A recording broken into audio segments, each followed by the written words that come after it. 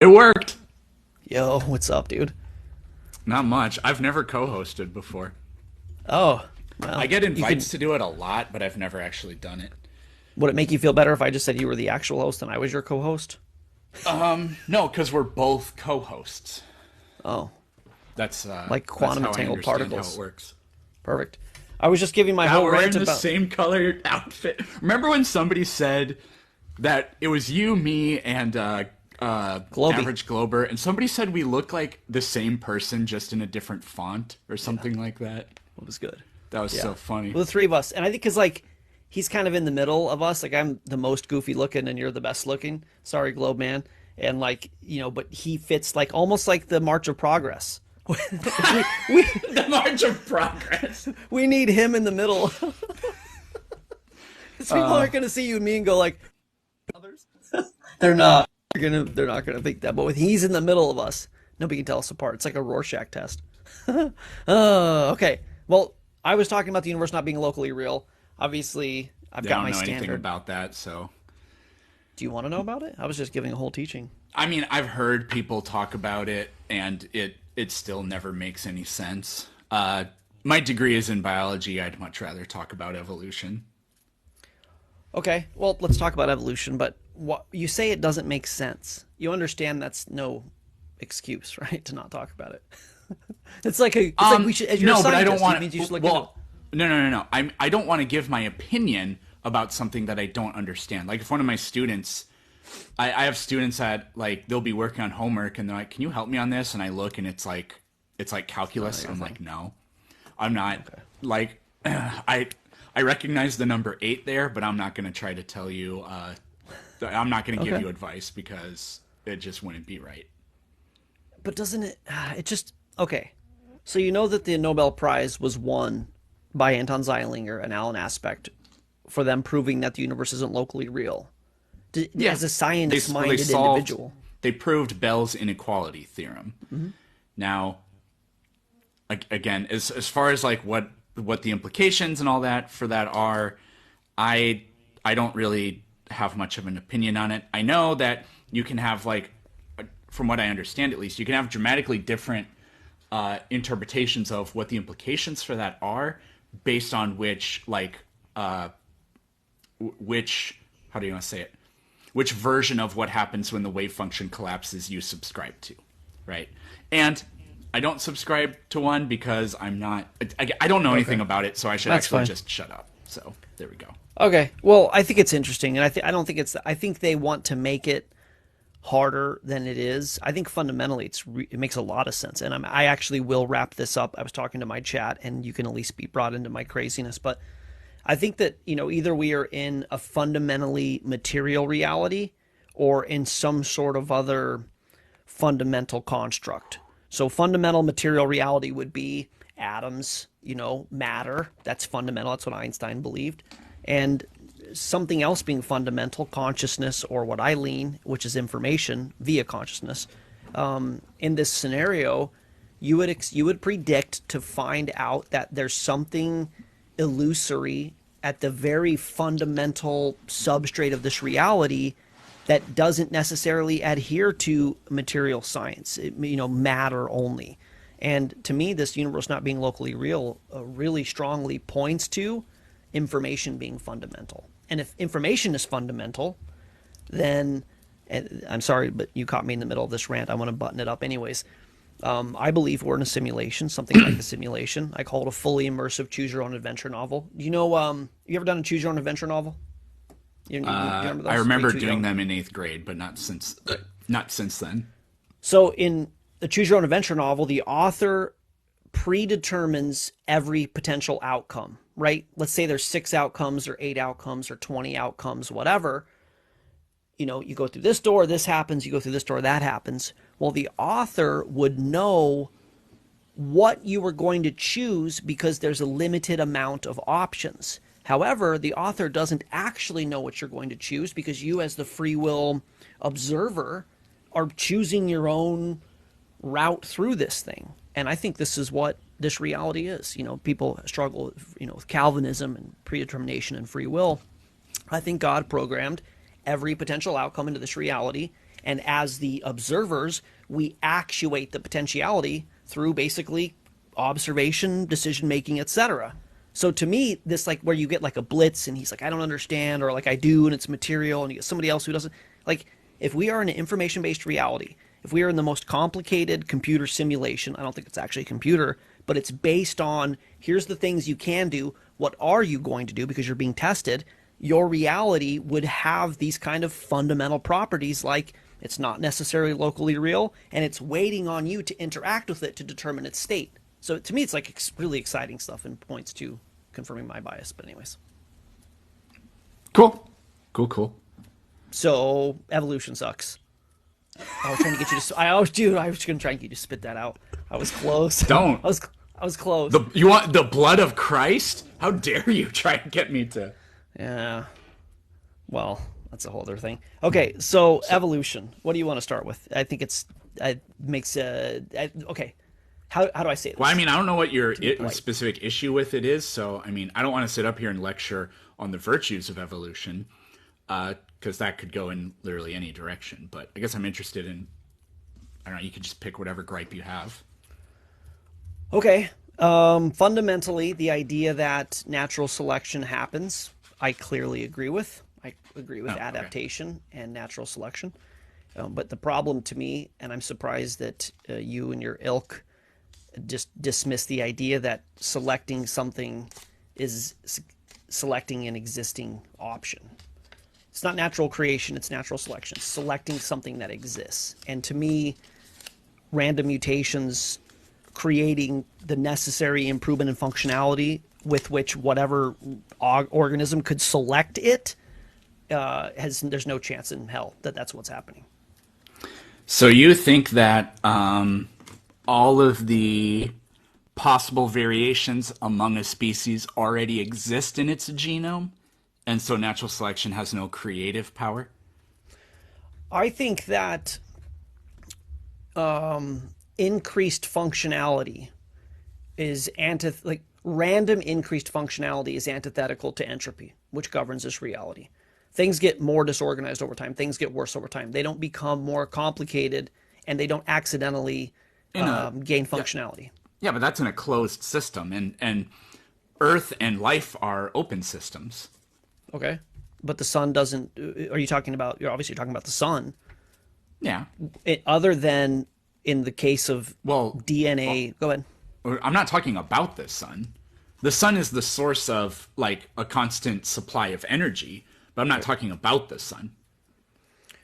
Well, that's the offsetting equilibrium, entropy equilibrium, whatever machine that you're invoking, right? Is the sun? Yeah, it continuously supplies Earth with energy. That's why Earth is not a closed system. Right, but other than DNA, which brilliantly, I would say clearly because it was designed to do so, can take the energy of the sun and use that result, whether through photosynthesis or caloric intake or whatever, reverse entropy or at least combat entropy. Aside from DNA utilizing, harnessing the energy of the sun and telling how to reassimilate that information, what does the sun do when it provides energy to the Earth that isn't increasing entropy? That was complicated, I know. I can try and say it better if you want. Well, because a closed system is a system where no matter or energy is added to it, and the sun constantly bombards Earth with photons. That is the source of all, and it's extremely low entropy energy. So that is the constant stream of energy. Earth doesn't get a constant stream of matter, but because of the sun's energy, matter cycles. We have a water cycle, and we have a carbon cycle, and we have a nitrogen cycle, and all that stuff. Crucially, Earth, although even if there was no sun, Earth would be a closed system. But Earth still has a lot of trapped internal heat, so there are interesting things that happen in our planet, like the shifting of tectonic plates and things like that, which is actually crucial for the reason I brought that up is because it's actually important if you want to have like nutrient cycles for reasons that are complicated and probably whatever. So that's what the sun does. It's a constant stream of energy. It's sort of like your car is a closed system. but a sailboat isn't because the sailboat is powered by a constant stream of energy. Okay, so I would agree that the sun has an effect on the plate tectonic motion, or however No, the exactly sun doesn't do that. That's just Earth's interior does that. were you But for saying? I thought you said the sun was affecting plate tectonics somehow. Did I no, misunderstand you? I said even if there was no sun, Earth, there would still be things that happen on Earth Oh, like okay. plate tectonics because the Earth has its own energy trapped within it. Okay, fine. I thought you. I was going to try and be nice and concede that sure the sun could be affecting those things, but I think that all of the plate tectonic movement that we see was a result of the flood. So I was going to kind of politely agree, but you weren't saying that, so that's fine. Okay, so the sun. Well, let's just think about this for a second. If you have a car, you have a chair, you have your clothing, you leave your clothing, you leave your car, you leave your chair out in the sun over 20 years. How what's the state of whatever thing you leave out there? Does the sun it increase or decrease its entropy? Does it cause it to be more organized or less organized? Does it cause deterioration or does it make it into a better version of itself? An inert object will fall to the mercy of entropy, I suppose. But living things aren't inert objects. But I mean, you could Right, I said argue that DNA. DNA in its construct is able to take the energy, whatever the source is, photosynthesis, again, caloric intake, whatever, this resulting energy, and it's able to redistribute it to basically rebuild. But I would say, because I believe obviously DNA is designed, you have a conscious observer harnessing energy through basically an instruction set. It's not, again, you can say it's random and obviously believe abiogenesis happened or whatever, but aside, like, except for DNA, the sun's energy is always destructive, always, unless DNA can I repurpose wouldn't. it. Yeah, so I wouldn't say that. So like you did you picked like yeah, like plastic. It breaks down, right? Mm-hmm. But if there was no life on Earth, there would still be very interesting things that happen on our planet. Like hurricanes would form, like the weather would exist, and there are photochemical reactions that happen in our atmosphere where things are literally created, and then I guess they probably decay at some sort of rate. But no, I mean the sun has the ability to perpetuate systems, natural systems that aren't life either, and those systems would like literally be impossible without the sun. Yeah, I mean, I don't know if me looking for an example of the sun, causing a more organized system. I don't know if a hurricane is the best example of that. No, Hurricanes don't build a anything. hurricane is very much an organized thing, right? It's not because what entropy if something just increases in entropy, there are a lot of different ways to talk about this, but in general, things tend to cool down. They tend to become less organized. So a hurricane is very much an organized thing, right? That's not a very eloquent way of putting it, but It's where it devolved into. Okay, so yeah, it's fine. It does. It's got the spiral sequence, which looks like kind of the Fibonacci. We've got the golden ratio, so that looks kind of organized, fine, but it's still going to be destructive in its path. And this is my problem with it. Like, yeah, we're not really talking about evolution right now. So let's try to get back. Okay, so let's to go back that. to evolution. The issue I have with evolution is we have a house in northern Maine, and the climate up here is very extreme. Super cold in the winter, super dry, super wet and humid in the summer. The house is constantly being destroyed by basically Maine. Maine's trying to kill everything up here. If you don't actively, if I don't as the user go out and repaint and rebuild and whatever, in no time, in 100 years, in 60 years, your house is going to be a pile of wood, and then it's going to be just reassimilated back into the earth. This is how this reality works. Over time, the more time you have, the more destruction there is, the more disorganized things become, unless something with agency is basically reversing entropy. So a big issue I have with Darwinian evolution is the idea that random processes in a universe governed by decay and destruction created life, consciousness, symbiotic systems, reproductive systems, neurologic systems, whatever. The brain is the most complicated computer, potentially in the universe. Like the idea that random mutations reverse this, not just in a sustainable way, but went from nothing to us having a discussion on TikTok, around the world with however many people tuning in with, very good use of our language and very high technological advancement. Random processes, to me, I would need substantial evidence that the Darwinian evolution does not have to support this claim. It's a wild claim. It's an absolute belief system, and there's not nearly the evidence necessary, at least to go into school and say, we're going to teach everybody we figured this shit out. You need evidence that what? That random processes can combat entropy? What would I need evidence for? Because that's kind of what you started off saying, but then at the end, I don't know what you were saying anymore. Right. Well, to clear up what I was saying, everything in this reality tends to disorder and decay. Yep. So to say that random mutations, including living things, right? Like we age, right? Yes, we do. But we reproduce, and so I mean, in a way, you can say now we don't age because our DNA deteriorates. Well, actually, let me take that back. That is kind of that is a small part of it because you get you get telomere shortening, for example. But what was I going to say?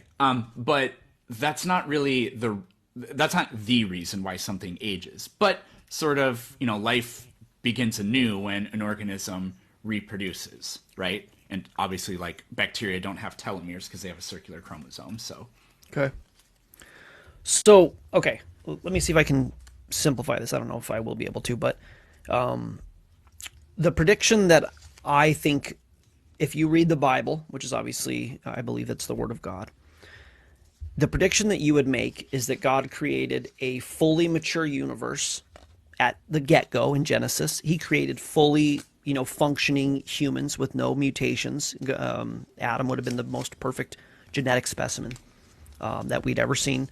And that basically, over time, the universe would be falling apart. Humankind would be falling apart. We see genetic entropy, which I think we'll talk about next in Scripture. Yeah, I'm excited to talk about it. Maybe you can set me straight on it. Adam was 900 years. His son was 860, 830, 820, and in whatever 20 generations, they're down to like 120 years. This to me would be aggregation of mutation. Then when the geneticists start looking at the mutation rate and they start calibrating the genetic clock, or what is it called? The molecular clock. 500 years now of data, we only see aggregation of deleterious mutations, or at least mutations. We don't see positive mutations. Yeah, we do. We have so many positive mutations. Okay. I wrote about genetic entropy for my book, so I don't really want to have a discussion on the Bible because the Bible could be false and evolution could not be real at the same time. I don't think it's not really all that relevant. I'm not defending the Bible. I'm just saying that in my model, we would make the prediction that things were good and they're getting worse, and that's what we see. Sorry, but we don't talk about the Bible. So I seriously disagree with that because in terms of like life getting worse, whatever that means, I think that we would agree on the way you would measure that, and you measure it on fitness. Now, how do you measure fitness? Fitness is measured by the reproductive rate of the population. If their numbers are going down, then then their fitness is decreasing. If their population numbers are staying the same, then their fitness is basically static, and if their population numbers are going up, their fitness is increasing. Do you agree with that? I mean, I understand that the metric is reproductive fitness. I understand that that's kind of baked into the qualifier of your theory that that nothing else matters other than we're able to reproduce somehow. Let me ask you this: does evolution care about this? How is this its metric? How has that become its intention, if you will? I don't know what you mean by that. So 100 years ago, we might have said that the point is to become smarter. We want to know more about the universe. That would be us evolving. That would be us becoming more fit. Different people would say maybe athletic, tendencies. We're more fit athletically. We have a longer life expectancy. There'd be a lot of different ways you could use as metrics to qualify if we're going in a positive or a negative direction. So the idea that it's about reproductive fitness only, how new is that? I guess. I mean, I know Denton talks about it. I know that's a big part of this evolution. And I guess, do you think evolution is working towards reproductive fitness? Like this is kind of its intention. Yes.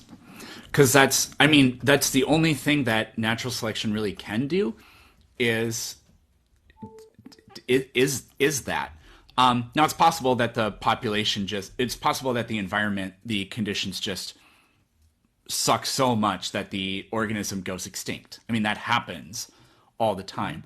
But natural selection really cannot, the natural selection process really, I guess, with regard to the organism, an organism can't decrease in fitness, really, not overall, because you'll have variation in your population, and not all of those variations are equal, but the variations that produce better, like statistical odds for reproduction or whatever, those continue to accumulate. And so the species, well, I mean, that's kind of the crux of how natural selection happens and evolution happens. But so do you want to talk about mutations? Sure. So let's see. Again, I could approach this in many different ways. So this genetic entropy thing, it starts with Stanford or Sanford. Sanford is his last name. Yep, so John Sanford. He seems to kind of ignore the fact that natural selection happens, because like you'd have to the only way for Sanford's idea to work is if you believe that all mutations are always bad. Now, we have experimental evidence that demonstrates that just simply isn't the case. But or the other implication would be, well, maybe like 1% of mutations are beneficial, and then like who knows, 50% are neither beneficial nor harmful, and then about whatever we have left, 49% are harmful. Even if most mutations were harmful, that still wouldn't really matter because we have natural selection. So even if most are harmful, those with better mutations, we'll just say this all very simply. Those with better mutations have statistically better odds of reproducing, and so the next generation will be composed of more individuals that have the genetic composition of that 1%. So that 1% grows to a bigger number, and then it grows to a bigger number in the next population. And basically, harmful mutations or whatever, gene frequencies, whatever, are weeded out of the population. They never disappear, but they never accumulate to this level where something like genetic entropy or whatever would happen. So I'm fairly well versed in the pro and against Sanford argument. I think that what you're saying is kind of, I don't want to say standard. I want to like pigeonhole you into that, but it's like, yeah, we know that only a small percentage are positive, like 1%, and we know that the vast majority or the majority are neutral or negative, but we also know that for some reason, and I forget the name of the Japanese guy who did the study. It's slipping my mind right now. Anyways, he's got a paper on it. He basically shows that even though we are aggregating neutral and deleterious mutations at a much more rapid state than any kind of positive mutations, that somehow there's an equilibrium that's being reached inside of the DNA. I think that's kind of the conclusion is, yeah, we see all of these negative and neutral negative mutations, but the net isn't changing for some reason. Is that kind of part of your argument? Like they are happening, but somehow in the end, it's not wiping us all out? I mean, they happen, but they don't accumulate, right? Is the main thing, because they never have good statistical odds of accumulating. I mean, like albino organisms exist. It's not like extinct. It's not wiped out of really any genome or whatever. But you never see them because they never accumulate in the population, basically. Um, but the thing about like if genetic entropy was really happening, then what would happen is every single population on our planet would be declining, and that just isn't the case. Now, there's some scientists that Why? think we're in the middle of the sixth mass extinction or whatever, and for amphibians things are really bad, probably mostly due to like chemicals that we produce that are getting into the environment. And for certain plants, apparently it's extremely disastrous. I don't know why that is, but no, overall populations are not declining on our planet.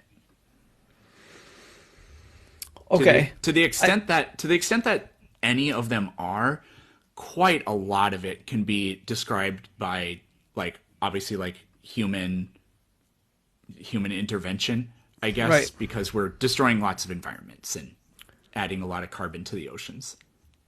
Well, and microplastics and destroying the Yeah. gut bacteria and using all kind of, chemicals in big ag and spraying DDT down the streets, 50 years ago or whatever, 60, 100 years ago. So yeah, a lot of negative human interaction, unfortunately, environmentally. Okay, I think it's a really good direction to go on this because unfortunately, I know the genetic mutation thing ends up being a stalemate. We might go back to it, but people are saying in the chat, we're living longer. How could we be devolving if we're living longer? Well, I certainly believe. Go ahead. Humans don't live longer. It's just that the only reason average lifespan is better is because fewer kids die. Like even in the Right. United States 100 years ago, child Yeah. mortality, which Right. is below And 5, was like mother. 20%. Right. Calvin Coolidge's son died because he got a blister on his foot playing tennis. That's how like sad our state of medical intervention was 100 years ago, Right. right? It wasn't uncommon to find 60, 70-year-old people hundreds of years ago, Right. you I know. love that you said that. Most people don't know that. Most people think Yeah, that everybody died at 30. They just have like a really skewed version of history, and yeah. they think that I'm everybody writing a died at new they were book, 30. and that's going to be one of the things in my new book. Cool. Yeah, I did a video a couple years ago, went viral. We're devolving was basically that our ancestors were superheroes and we're devolving. Had like 5 million views and a ton of people saying, we're evolving, we're life expectancy. And I was going to do a follow up video, and it's exactly what you said. The There was so much untimely death. A mother would have 10 kids, and a lot of times she would die because having children was dangerous. One of the two children would die at birth. As an infant, up to 2 years old, they would get a fever and die, whatever. Then you'd have a farm accident. Somebody would die in a war, and somebody would die of a tooth infection. These kind of things that you're talking about. So these things happened, but those who didn't die of these things were very strong people largely, and were really fit into their 70s and 80s. And I was fortunate enough, I'm 46, I was fortunate enough to work in the golf industry, and I knew a lot of the World War II generation. I knew a lot of tough 80-year-old guys and girls. And anyways, so yeah, it's people have that wrong, that basically, if not for our medical system, everybody would die at 30. Yes, there was terrible death, and our advancements in basically critical care, fighting infection, blood transfusions, traumatic healthcare has absolutely extended our life. You don't die of a toothache as much anymore. So that's happened. But so the question was, why are we living, or why are we not dying out? Why is our population increasing? Right? If we're genetically entropically degrading, why do we have more people than less people? Wasn't that your Yeah. Well, question? it's not just us. It's literally all species. Except for the ones that are going extinct. Well, yeah, but if genetic entropy is true, it would be true for everything. But that's not. We don't see populations declining I in everything, and we have I just technology, and they don't. But still, It wouldn't be true. It would be true if the universe was 14 billion years old and the Earth was 4 billion years old and life was 4 billion years old. Do you have ghosts in your house? I heard that. What was that? I don't know. It's outside. Sounded like a leopard, like a I don't know. panther. It's I. I don't know. Yeah, creepy. You should be freaked out. Hopefully, it's not like the movie Scream. So if your chat's gonna love this, but I'm a young Earth creationist. If we've only been around for 7,500 years, you're not going to see. Yes, if we're here for 400 million years, we should have evolved out of commission. But if we're only 7,500 years old, I don't. I think that even in Sanford's estimation, he thinks that we could get another 10,000 years before we're so riddled with mutations that we can't even reproduce. So I don't. Well, To me, it's but just a time thing. yeah, but I feel like that's an internal contradiction because if genetic entropy is happening, then fitness should be decreasing. Thousands of years is I mean, for some organisms, that's hundreds of thousands of generations. Right. For others, it's tens of thousands of generations. I don't understand how it could possibly, and like, according to, if you believe the flood, there were only a few thousand species on the ark. How the hell did if every generation genetic entropy is happening, how could only a few thousand species have diversified into millions of species? And it seems like to me, it sounds like the idea that, well, eventually genetic entropy will hit a threshold in the future, and then things will collapse. That just sounds like there should be a term for this, like deferring to the prophecy. I don't know. I just invented a brand new logical fallacy. Deferring to the prophecy, where it'll happen eventually, but it hasn't happened yet. Well, I think a good example of genetic entropy or potentially us going in the wrong direction is the survivability of wolves compared to every other dog. Now, granted, that was hugely human interaction, right? We started really breeding for functionality and cosmetics, etc. But I've never thought this through, so it could be entirely an ignorant argument. But I would say that a good portion of the dogs that we see today would have a much smaller survivability rate in the wild than would wolves. So, Well, yeah, but they're not naturally selected. Dogs are not. We don't have dogs because of natural selection. right? I said They've been human. purposely bred, I or said they've that. been bred for a purpose, Right. and so it removes a lot of these self-sorting. survival instincts that nature would place on them.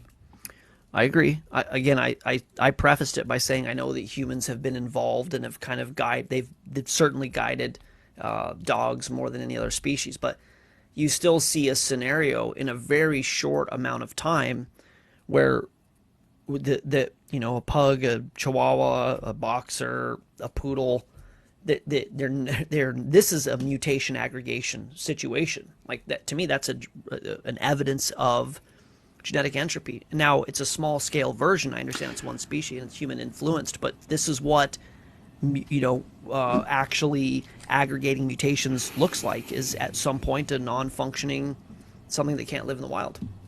So I would agree that inbreeding would produce something that looks like genetic entropy. So while I don't think that genetic entropy is real, something like genetic entropy happens. Like, for example, there were woolly mammoths on Wrangel Island when the pyramids were being built, which is really fascinating. There were now they went extinct, and I think I looked into this at one point, and they think maybe climate had more to do with it. But if you have a population that's trapped on an island, it's kind of hard to accumulate a lot of genetic diversity, especially because African elephants have a gestation period of like 18 months. Mammoths probably had a similar one. It'd be very hard to accumulate enough genetic diversity for a small population to be sustainable. So, in other words, it produces a lot of harmful inbreeding. You can have a small population that actually is not really at a high risk of going extinct as long as they have high genetic variability. Because there are some species that there just naturally are not very many of them because they only live in like one. There's like types of fish that only live underneath of one waterfall in one place in the world, but they're able to do okay. But anyways, sorry, I'm kind of rambling. But your point about like the inbreeding with the dogs, I actually agree with. But again, natural selection cures that. We actually have really good experimental evidence going over this. I wrote about it in my book. There's things called forced inbreeding experiments. I have a scientific paper on it that's called, if you want to look into it, Spontaneous Mutations in Diploid Saccharomyces cerevisiae. I mean, if you get the Saccharomyces cerevisiae, yeah, that's a yeast. If you get the first, it is. It is. If you get the first four words, you know the rest. So what am I telling you for? Yeah. So here's what they do. They basically, you take yeast, which breed really quickly, and you basically you take them at first, and then you get a baseline level of fitness. So you get a graph, right? You get a bell curve, and it'll be a really tight bell curve displaying their fitness. It's basically tracking the rate at which they reproduce. Some reproduce faster than others, but the majority of them are right there within like one standard deviation, right? Okay. Then what you do is you force the yeast to inbreed. Now, I'm not sure how they do that. If that's very ethical. Well, they're just yeast. I mean, I don't think they don't have a nervous yeast, system, dude, so I don't think they can matter. suffer. All right. But anyways, it's 2023, Eric. I'm just saying. You know what? You're very correct. Anyways, yeast, man. You do these forced inbreed experiments, and forced inbreeding removes natural selection. It's like what we do with dog breeding. Now, after a period of, I'm just going to read from my book, if that's okay. Oh, yeah, I love it. After a period of forced inbreeding, a graph of the population shows significant changes in the overall fitness of the population. Instead of a tight bell curve with no extreme outliers, you end up with a flatter bell curve with extreme outliers. You'll end up with a significant number of organisms with far lower fitness than the average because of the forced inbreeding. Weirdly, you also find some outliers with much higher fitness than the average than you do before forced inbreeding. One more paragraph. Oh, please. Yep. These experiments clearly show that natural selection cures a population of harmful mutations. There's always some amount of genetic variation among a population. Some of that variation is good, some is bad, some is neutral. When organisms reproduce under normal conditions, natural conditions, those with average or good fitness reproduce more often than those with poor fitness. Therefore, despite the presence of harmful mutations that lead to poor fitness, those mutations do not accumulate over time. There we go. Right. This is what I'm going to say Nakamura, but I could be wrong. I know it's a Japanese name, so hopefully that's the right name. But there's a very long experiment on this that I had referenced earlier. I think it's Nakamura, but whoever it is, maybe somebody in the chat knows.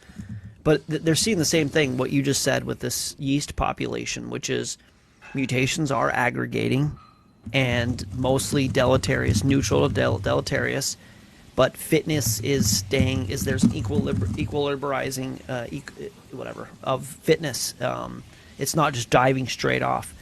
So even with this that we're talking about, we see the potentiality for, I think, stagnation. I don't think we see justification for increase of functionality. And like of course, I believe God created this and he understands entropy. And I think it's a brilliantly designed adaptive information code that information is, that DNA is, I'm sorry. And so for it to sustain itself and for it to have like an equilibrium and not just wipe itself out in, 100 or 1,000 generations, I think it's, that shows that the design is adaptive and it's necessary in a very difficult, reality, difficult universe, difficult Earth, difficult challenges. We have starvation and floods and droughts and solar radiation, all these things. So it's very well designed to not just dip off the deep end. But what I don't see with your argument is it working in an inverse way where we end up going from tadpole or whatever that you believe the original thing is to human. I just don't even to defend it and go, okay, yeah, we see negative mutations mostly, but there are a lot of neutral ones, and it turns out it still ends up being able to reproduce.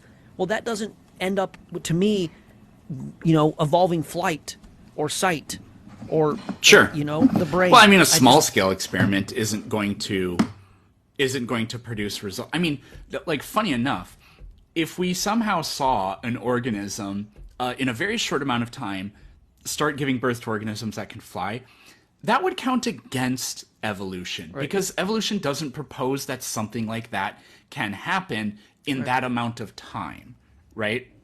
But like, we've known, so I think we've circled back to what we began with, which was like your contention that you said evolution or natural selection isn't creative, right? Kind of. I said what's it selecting from? Like that's the issue to me. Yeah.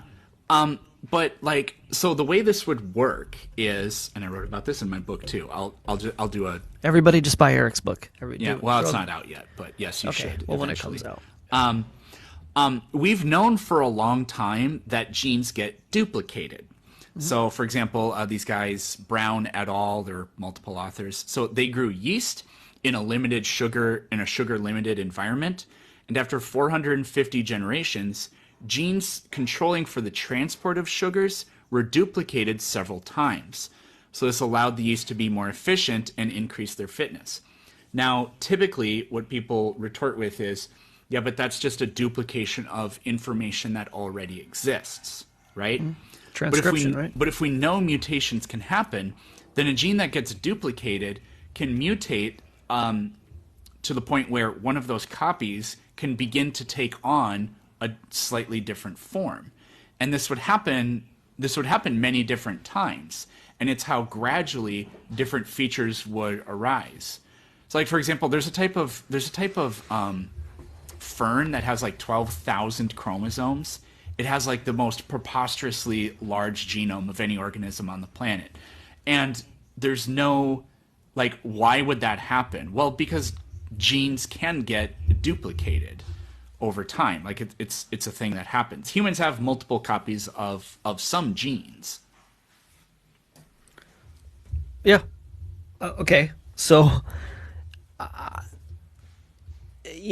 some people are theistic evolutionists, and if you want to believe that, the science is so convincing that God did this, and there was not even like, even if you don't want to believe in the God of the Bible, you believe a designer set in motion, the way that this thing could play out, fine. But random processes, random unguided material processes creating this, it's going to take a real convincing data set for me to go, okay, this is even a valid theory. Much less what my contention is, which I want it to be, you're not going to like this, but I don't want the children to be taught that it's been proven.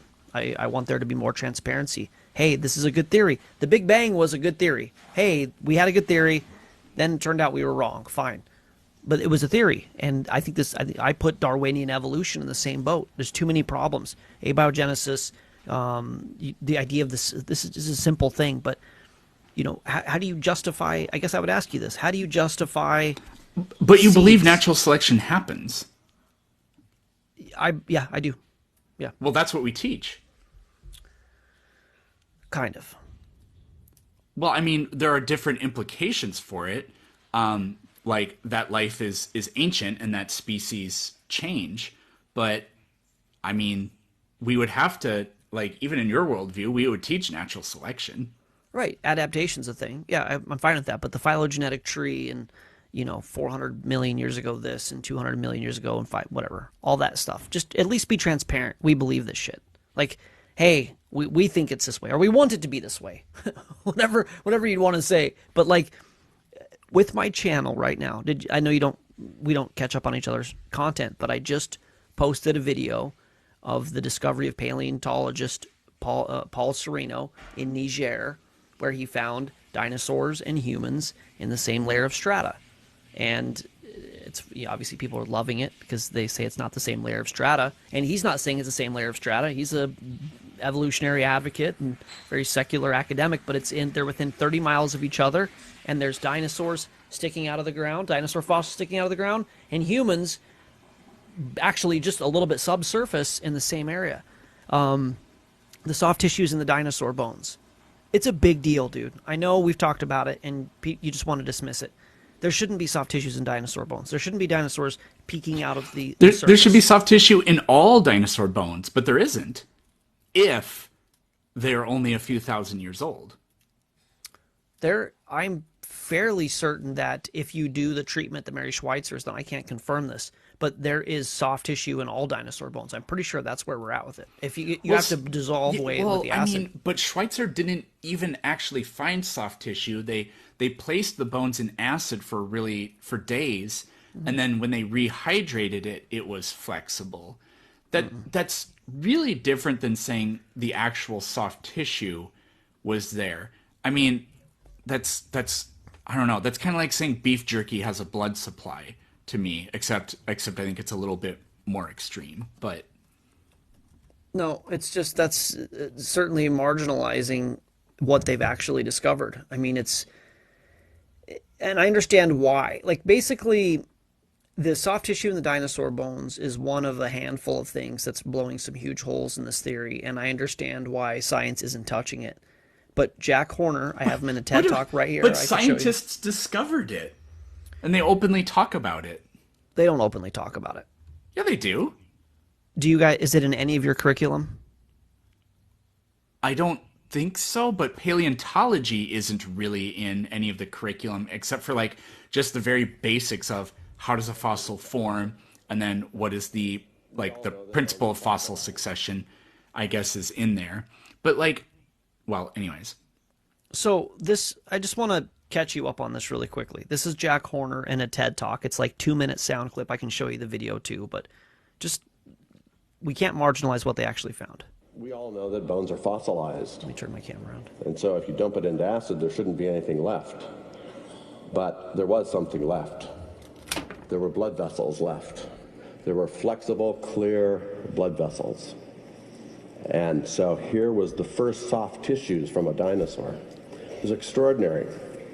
But she also found osteocytes, which are the... This is Jack Horner, and trust me, he's not advocating for the soft tissue. He has done his own part to cover the whole thing up. I showed him my video. He was a co-author of the paper. Yeah. But he's not... he's controlling the narrative on what it is. It's cross-linking. We expected to see it. We're not going to discuss this anymore. And that was kind of the end of the story with Jack Horner and Mary Schweitzer. I mean, I can get really conspiracy, and people aren't going to appreciate it, especially people on your side of the aisle. Me, Dale Gribble. But yeah, no, okay. The video that I have on my channel of a radio host named Jack Enyart. Jack Enyart he was on a recorded line with Jack Horner, and Jack Horner didn't know that it was being recorded. And he said, Jack, I want to, Bob Enyart is his name, I'm sorry. He said, Jack, I want to carbon date the soft tissues that you found. And he goes, nope, we're not doing it. You can't carbon date fossils. And he goes, yeah, I know that, but there's not supposed to be soft tissues in fossils. Can we carbon date it? We're going to give you a $20,000 grant. And he said, who are you with? Who are you working for? And he goes, it's just me. I've got my church here in Denver. We're not attached to anything. And he goes, well, let me shoot you straight. We don't want to let you do this because it would cause a circus, and the young Earth creationists would have a heyday with it, basically. And he refused to carbon date the soft tissue in the dinosaur bones. And I understand why. Because if they carbon date these and they turn out being 30,000 years old or 18,000 years old or 8,000 years old or whatever, because of stratigraphy, because of the stratigraphic layers, and that they're all radiometrically dated and we know how old they are, the whole thing comes crumbling down. So yeah, it's like, don't test it. And look, I know the science. Schweitzer discovered it. She hates young Earth creation. She hates when people use this for young Earth creation. She did a cross-linking test where she fused it with iron, and in 2 years there wasn't deterioration, so they threw out the experiment. No one's ever tested it ever since. It's questionable, man. It's questionable. And, Horner's got a lot in on this. He's got the whole dinosaurs turned into chickens, and he's got the NSF giving him tens of millions of dollars trying to make a dinosaur chicken. He's at the end of his career, whatever. I don't know. I just don't trust him, man. I don't trust that this information is not being controlled, and I think it's a big deal. And I think the fact that it's not being taught in school and there isn't a discussion about it, I would say it this way, and I could show you the video. When Mary Schweitzer made this discovery, I almost want to show you the video.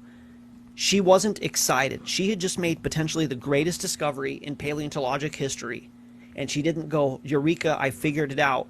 She was afraid to tell anybody, Eric. She was afraid to tell anyone because she was going to be ridiculed. And that's the scientific actual climate that we're in. If you come across, like if there was intellectual honesty in science, they'd go, holy shit, soft tissue and dinosaur bones, maybe they were here more recently. No, the lady who made the discovery was afraid to say anything. Because well, yeah, but it did get published. It did get published. B-Rex, I want you to hear her say it. Mary Schweitzer. It's just, I don't know, I just want to live in that world personally where you make a discovery like that and everybody hears about it. And it's not, kind of what it is, which you have to be kind of a conspiracy-minded young earth creationist for that information to even get out. That's frustrating for me. Let me see if I can find her talking about this. That's bone. That's how you can tell. Yeah, because the bone is fit. Oh my God. Rocks don't do Literally break apart. dinosaurs. Dissolve his dinosaurs. Yeah. We found the first was present in Schweitzer. Team sticking out. Possible. Okay. Is he thigh bones there. after all Said it's a girl and it's birds produce yet Almost another there. link? We put some fragments of the bone Stop in saying that. acid. Here No. it is. Was. And it was elastic, like living tissue. this is the piece. No. She showed us video she took under the microscope. That's really what happened? Yes. That's the dinosaur Yeah, bone? without mineral now. That's what was left. It looked like the soft tissue she would have expected to find if it had been modern bone. This was impossible. This bone was 68 million years old. So you see this and you think, what?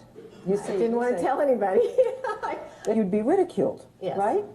And so I said to my technician, okay, do it again. I don't believe it. And yet, in sample after sample, they were there. Things Yeah, and that's not like Mary Schweitzer isn't the only case. I could just do, I could pull up right now Rebecca Kahn and Mark Stoneking, who discovered mitochondrial Eve, which destroyed convergent evolution, the multi-regional hypothesis. They came out and they go, hey, we found out there's one woman that we're all related to, which obviously I know your interpretation of that. And same thing, she was met with the same thing in science. They attacked her, vehemently attacked her. And they said in this article I could pull up, what was the biggest surprise to you? And it was that she was having to defend to what I would say the dinosaurs, the old guard of scientists, why her data isn't a threat and it's not her fault that she made a discovery. It's like, don't you want to live in a world where you find soft tissue and dinosaur bones? It's like, oh, well, great discovery, let's talk about it. No. Don't you want to live in a world where you find out we're all related to one woman way back in the past and the scientist isn't attacked? We don't live in that reality. We live in the reality that's like, defend the narrative at all costs, and anyone who opposes it is going to meet the fury of whatever, the scientific enterprise. And that, to me, that's intellectually dishonest. And the more you are on the side of truth, the more transparency you should invite, and the more you should be able to question it. Science is about failure. Cool. Well, we just found out that the Big Bang has failed, and we just found out the universe isn't locally real, and we found soft tissue and dinosaur bones, and all these other things. Like, maybe it's time to just question what we were taught and stop being dogmatic about it. I mean, so, okay, well, You knew what you were getting to. You the came into my soft life tissue just saying. thing, if that was evidence that they were actually really young, then I feel like we should find soft tissue in almost all fossils, but we just clearly don't, right? I mean, you don't take a statistical outlier and say that it explains the full range of data. Right. Another thing, though, is no DNA has ever been pulled from any dinosaur fossil. I know. We have pulled DNA from fossils so like the conventional, like the secular science is telling us that these fossils are this many millions of years old. But then the secular science also shows soft tissue being in there.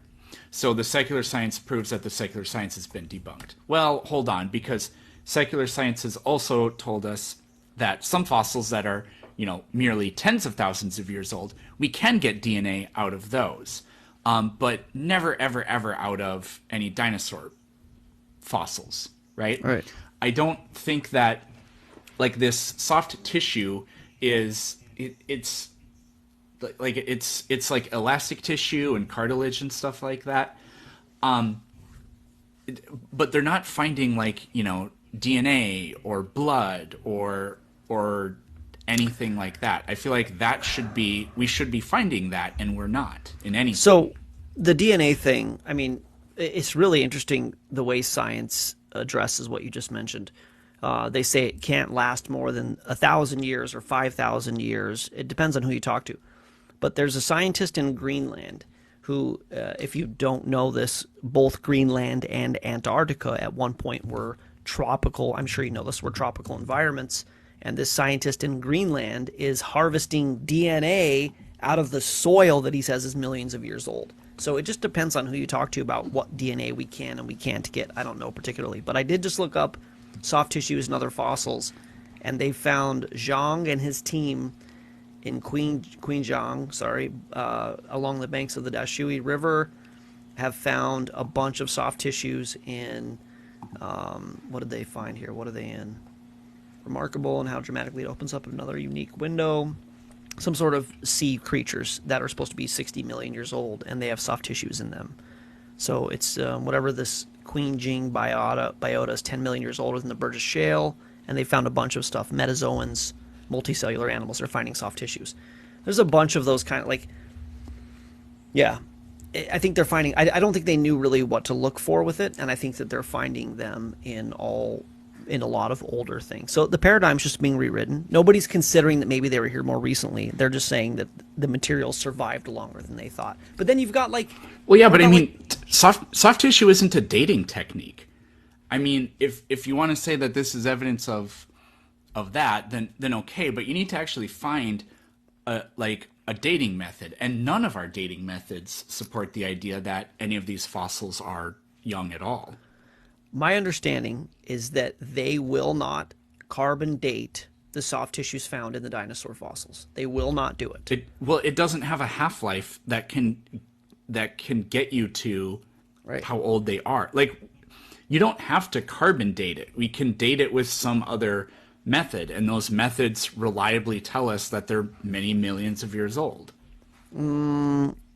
It's radiometric dating based on the strata. It's a combination of radiometric dating and stratigraphy, and there's a lot of questions, I think, in the validity of those things. But that's obviously a side note.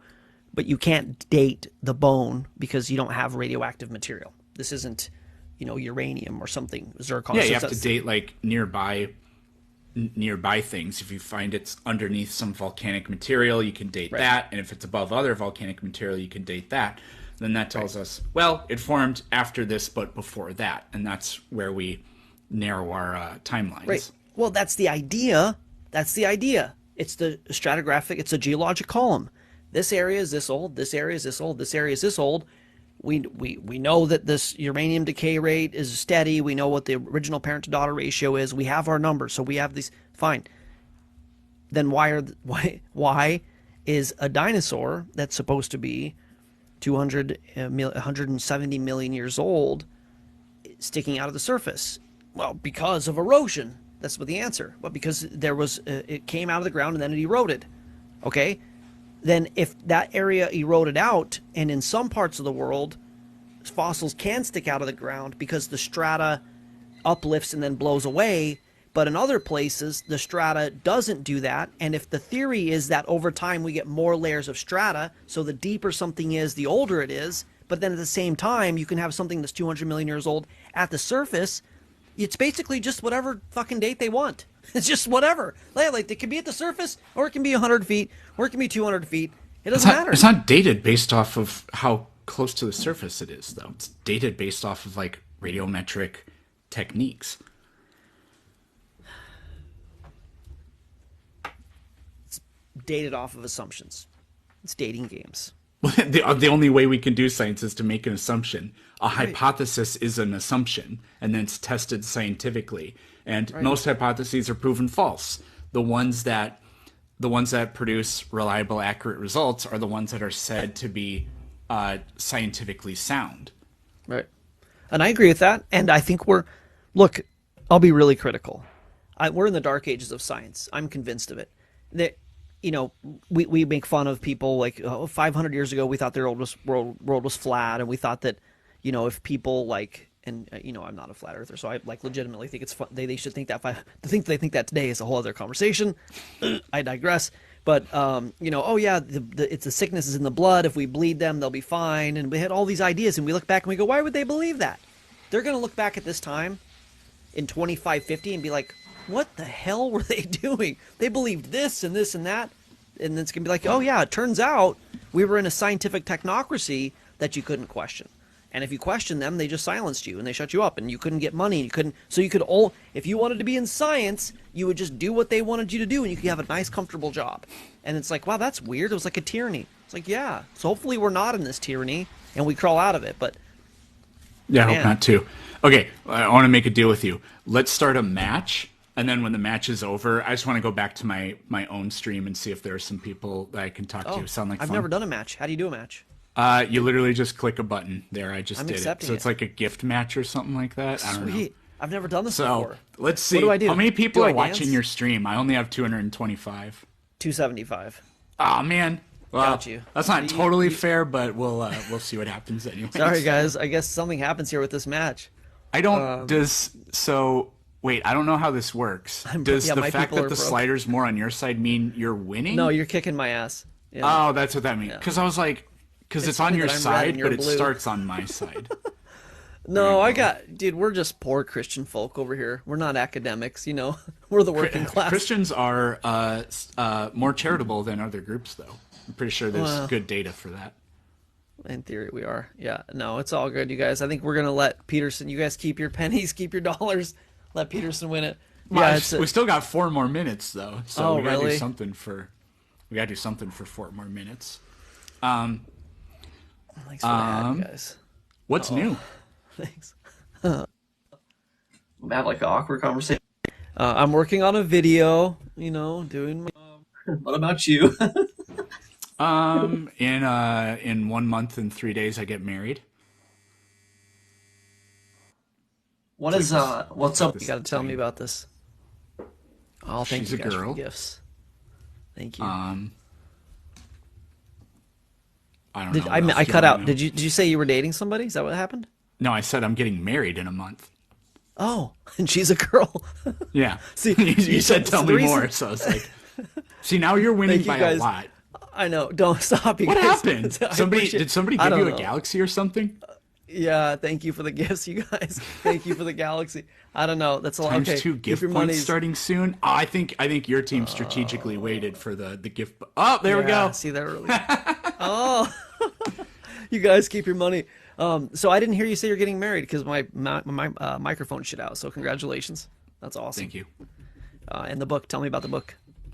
I got 2 books. One I started about a couple of weeks ago. So the first one is Rational Answers to Stupid Questions. It's basically all the stuff I've heard on TikTok. There's like 91 separate claims, and then I give the like scientific response to them. Sometimes it's not so much about science as like the terrible logic of it.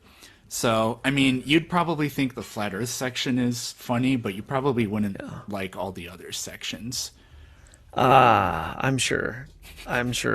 It's all right. I get it. And I don't know how. I think we have a mutual respect. Although you unfriended me, did you know that? Like at one point. we were Well, friends and you, like, I'm not friends I anymore. only That's cool. follow like 20 or 25 people, and I was just And kind of I like, didn't make I the mean, cut. That's cool.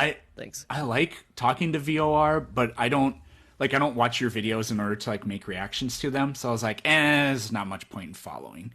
So did. You I don't know literally why made a I'm very reaction picky video. about the following thing. Yeah, I followed you back though because it was the only way I could invite you. Oh, great. So let me interpret what I think actually happened. Is I made the fossil fuel video, and then you did a response video, and then TikTok banned your account or whatever. Didn't it like shut the video Oh yeah, down? Or no, something? I only You're like, stopped following you like maybe a couple weeks ago at most. Yeah, the video didn't get taken down. It just got disqualified from the creativity program, but it did get reinstated. Oh, that's good. Dang, this is going down to the wire. Actually, It is, yeah. Thank you guys. it's close. My number's bigger, but the slider looks like it's more on my side. That's weird. If it comes out to a tie, I would be very happy about that. Yeah. I don't normally encourage gifting because TikTok takes such a huge amount of it, but Yeah, you'll have to keep I me never posted. encourage gifting either, but in the spirit of competition, Yeah. I had to. You'll have to let me know how the book goes from like because people have been wanting me to write books, and I I don't know. I'm not a big Man, I have no idea. I started a mailing list. So, I'll try to push it out, and I'm working with a self-publishing company. Unfortunately, my computer, I had to get a new motherboard installed, but Windows won't let me authenticate for 30 days. So I still have to wait a couple weeks before I can get my computer back, and then I can send it off to get self-published or whatever. And then the new book I'm writing is called Facts That Aren't True. So I don't know if you've seen any of my Facts That Aren't True videos, but those videos have been fun to make, but I decided I want to write a book about it. So it's really cool. It's just basically myths, misconceptions, and old wives' tales. Is time? It's Did up. the time run up? It's You up. guys did so awesome. Thank you for all the gifts, you Very guys. close. Yeah. But that's what Facts That Aren't True is. Right now, I think Thank I have you, about guys. 110 facts that aren't true. So there's how many? I don't know. There's categories. There's the human body. So like we only use 10% of our brain. Cracking your Not knuckles true. causes arthritis. Alcohol true. warms you up. Humans have 5 senses. Hair and So you nails just grow watched after death. Mythbusters. It's just It's basically you just watch Mythbusters and wrote. no. I mean, I'm doing my own research on Okay. it. Most of these are things I knew were wrong, but I am learning tons of new stuff. So there's a history, culture, and geography section too. So like the Great Wall is visible from space. It's not. Washington had wooden teeth. He didn't. Right. Pythagoras invented the Pythagorean theorem. He didn't. Daylight savings was for farmers. It wasn't. A bunch of animal facts. There's a category on nature, which is just like random stuff about nature. I have one about language, which I think will be interesting, and then a miscellaneous one, stuff that doesn't fit anywhere. So Sweet. that's I'd be just curious like a fun because book I've that I've anybody got a would couple like. other creators that I network with, and they're doing pretty well with their book. And we have a team, a strategist team, and they really want me to write a book. But what's hard for me about it is I really try to be intellectually honest. I really try to be genuine with everything that I do, and I only try to work on things that I'm passionate about. I don't watch other people's content.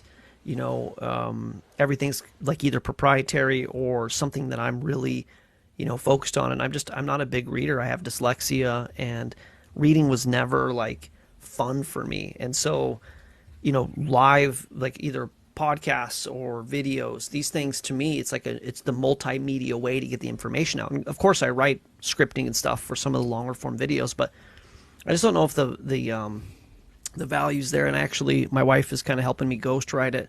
And I started off something like, I don't want to write a book. Everybody told me to write a book, so I'm fucking writing a book now. And that's how I started it. But it was like I started getting these ideas down, and it's really exciting. I've got like 4 or 5 book ideas that I would want to do, and I don't know, like if it'd be really cool if I was able to add value and people had something tangible. That's what they keep telling me. They want something physical that I made that they can have in their hands, they can put on their bookshelf. That's why they're telling me to do it. So if we could do it and make a couple grand a month in passive income, that'd be huge. So I don't know. I just don't want to be a sellout. I don't want to do anything for money. So anyways, I'd like to hear how yours goes because we might do it. Thank you for the gift. Yeah, I mean, I'll let you know. I guess we'll find out. All right. Yeah. All right, Have a brother. good night. Thanks for coming on. You're welcome. I don't know how to end a co-host, so I think we're just going to have to be here awkwardly. oh, I found it. All right. Peace out.